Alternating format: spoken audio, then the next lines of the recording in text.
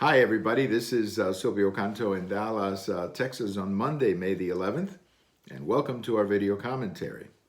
I have a post over at the American Thinker today talking about 2020 and talking about an issue that I believe will be very important when voters go into the booth to vote for president, and that is the number two person on the ticket. Who is number two in the event that number one had to be replaced for whatever reason? And I bring this up because we have a very interesting situation in 2020.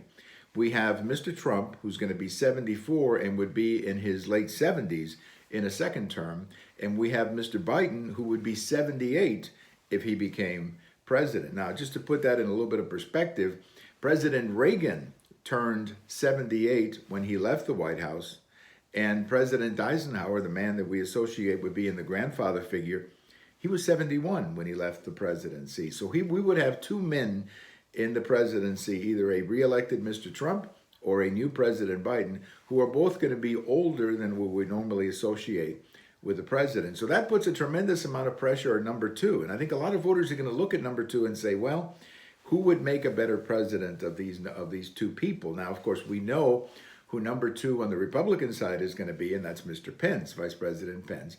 On the other side, we don't know. All we know on the other side is that Mr. Biden made a commitment that it would be a woman. The problem is that most of the women he's looking at are senators at a time when there's a huge crisis in the country and people are going to want somebody who's had some executive experience, who's actually done something in an executive position, a governor, let's say, or a secretary of a position or another. And none of the women that Mr. Biden is looking at, whether it's Elizabeth Warren, whether it's Kamala Harris, really fit that mold. On the other hand, Vice President Pence has been in the middle of this coronavirus crisis and has done a great job overseeing the task force. So I think the number two is going to be important in 2020, and I have to give the edge to Vice President Pence on that particular issue. Thank you for watching. We have all of these on YouTube, on Twitter, and on my blog. And if today's your birthday, happy birthday. Bye-bye, everybody.